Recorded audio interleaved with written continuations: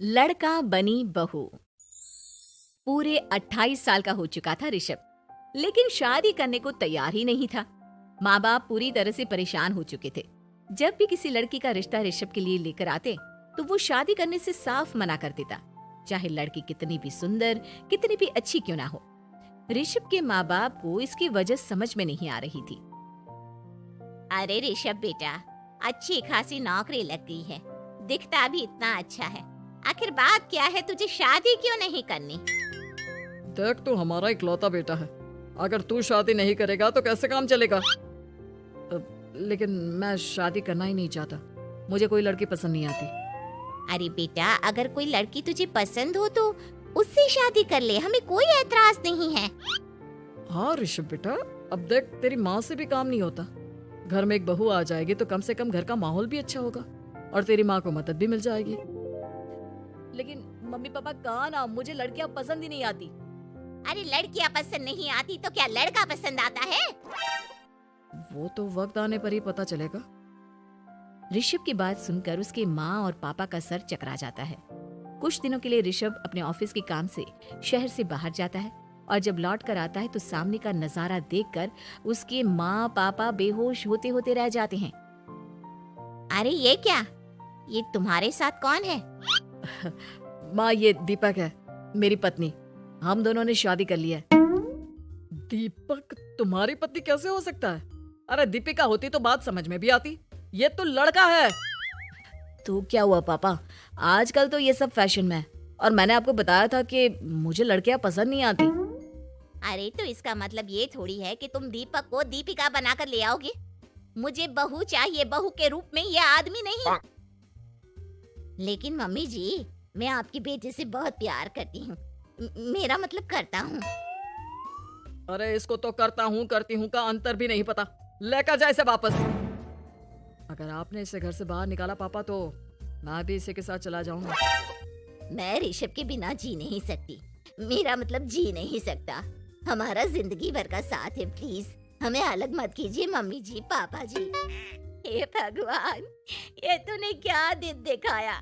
मेरे बेटे को थोड़ी अकल दे दे, लड़के को बहू बनाकर घर में ले आया है। अब क्या होगा, हम दुनिया को क्या मुंह दिखाएंगे? माँ, बेकार में परेशान हो रही हो। दीपक आपके सारे काम करेगी और एक अच्छी बहू की तरह आपके साथ रहेगी, देखना। पहले तो खुद तो क्लियर कर ले कि यह कुछ करेगा या करेगी, बाद में हम सोचते हैं कि हम क्या करें। बहू के आने के बाद क्या करते हैं, मुंह दिखाई की रस्म, तो आप भी वही कर लीजिए। आप चाहे तो मैं पूरे मोहल्ले में न्योता दे आती हूँ। अरे रहने दे, तेरी वजह से बेइज्जती और ज्यादा होगी।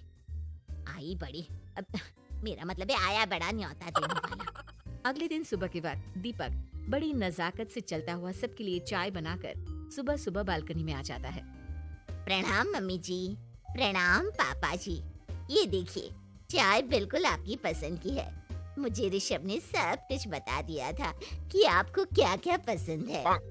हे भगवान, ये सब क्या हो रहा है? ये क्या नौटंकी है? नौटंकी कहाँ है? माँ देखिए तो, मेरा दीपक आपका कितना ख्याल रख रहा है। लाओ, अब जो भी है, जैसी भी है, चाय पियेंगे ही सही। थोड़ी देर के बाद, वैसे दीपक, चाय तो तुमने बहुत अच्छी बनाई है। चलो कुछ तो अच्छा हुआ। अगले दिन, अजी सुनते हैं, आज पैरों में बड़ा दर्द हो रहा है। लग रहा है घुटनों में फिर से कुछ न कुछ प्रॉब्लम हो रही है। डॉक्टर ने वो दवाई दी थी, उसकी मालिश करो ना अपने घुटनों पर, आराम मिल जाएगा। वो क्या है ना, खुद के हाथों से ठीक से मालिश नहीं हो पाती। अरे मम्मी जी, आपको परेशान होने की क्या जरूरत है, मैं हूँ ना। लाइए, मैं आपके पैरों पर मालिश कर देता हूँ, मेरा मतलब कर देती हूँ। अरे रहने दे, रहने दे, घर में बहू होती तो सेवा करती, यहाँ तो आदमी बहू बनकर बैठा हुआ है। मम्मी जी नाराज मत होइए, एक बार मुझे मौका तो दीजिए आपकी सेवा करने का। अच्छा ठीक है ठीक है, ये ले दवाई लगा दे। दीपक बहुत अच्छे तरीके से घुटनों की मालिश करता है। थोड़ी देर के बाद, इतना आराम मिल रहा है, क्या बताऊं। ऐसा लग रहा है मेरे घुटनों में कभी तकलीफ थी ही नहीं। लगता है तुम्हारी लड़का बनी हुई बहू तुम्हें पसंद आने लगी है।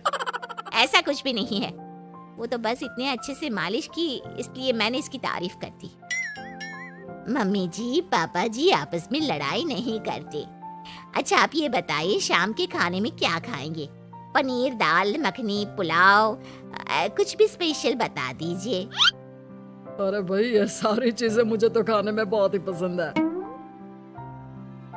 तुम क्या कोई औरत हो जो पनीर दाल मखनी बनाओगी? हाँ, अरे लड़का हो तो लड़के की तरह बिहेव किया करो ना।